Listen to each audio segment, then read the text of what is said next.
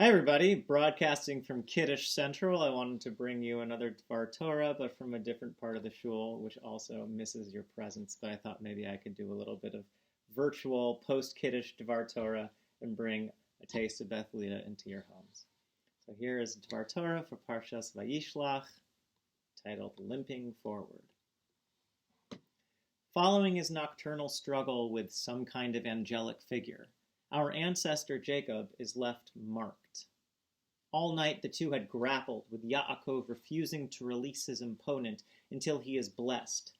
Blessing never seems to come easy for this patriarch.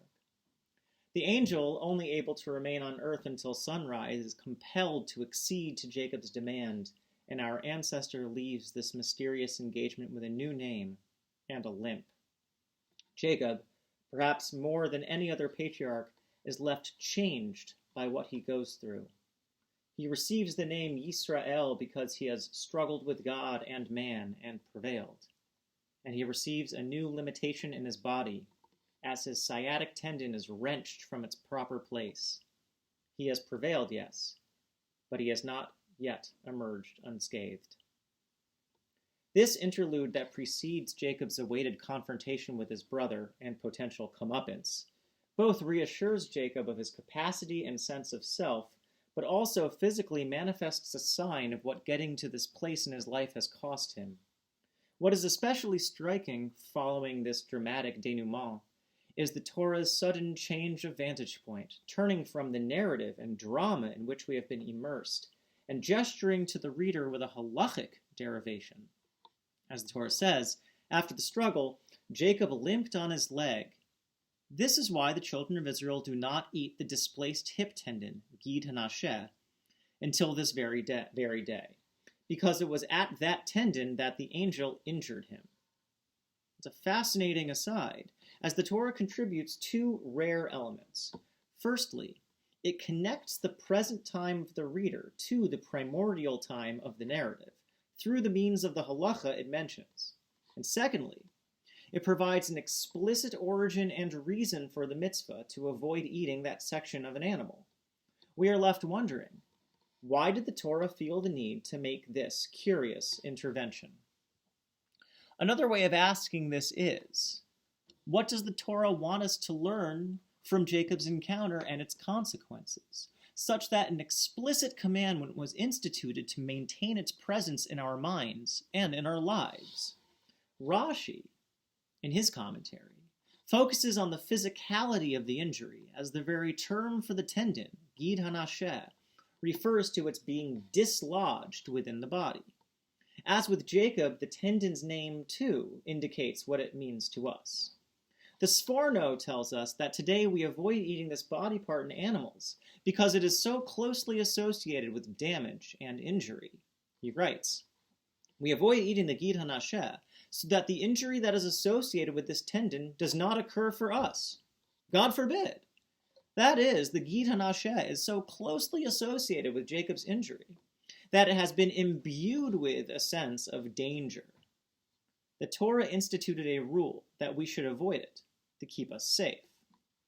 In this light, the gid hanasheh comes to symbolize that which we must avoid because of its potential injurious consequences.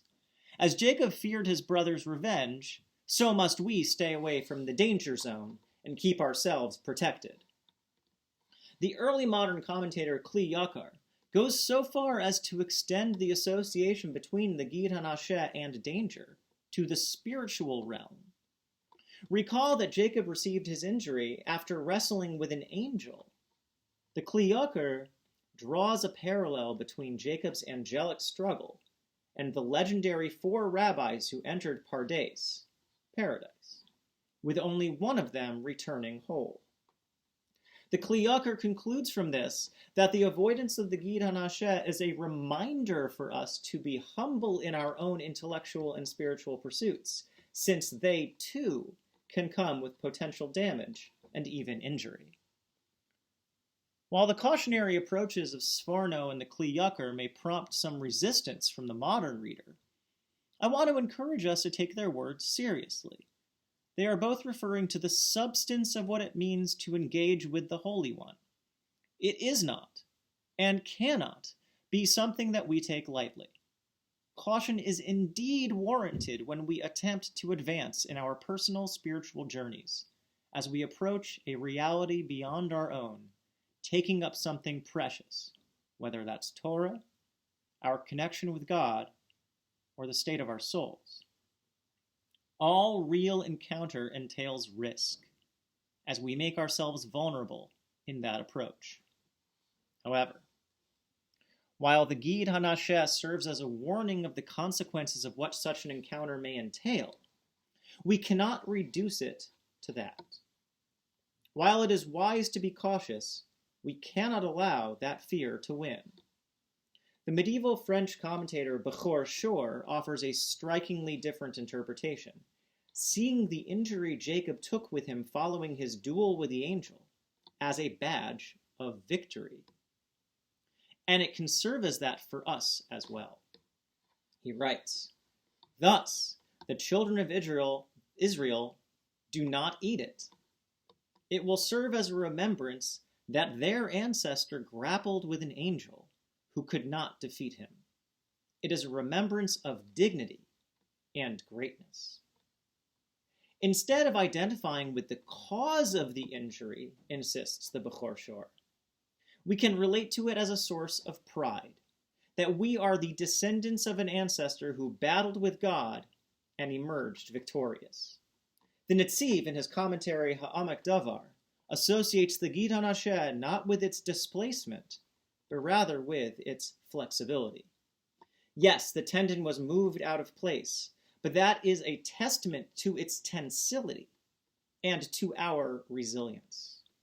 The Netziv writes that the lesson we learn when we avoid the Gid HaNasheh is not to shrink from potential injury, but rather to imitate the resilience of the tendon.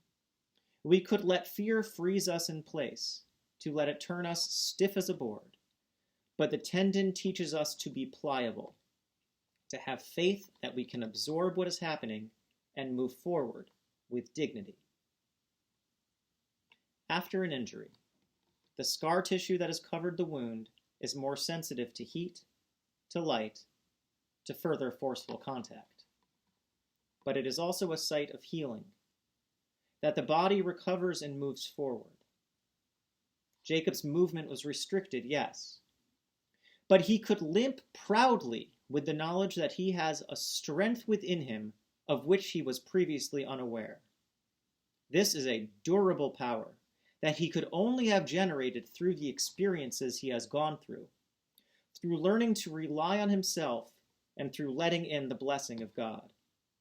And it does not end with Yaakov Avinu, as the Torah reminds us that this practice continues until this day.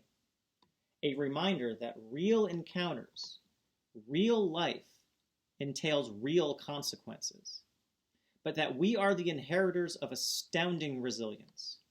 After all, after his encounter with Esau, he is left standing. And not just that, but as the Torah describes Jacob in traveling to his new home, he is whole. So may it be for us until this very day. Shabbat Shalom.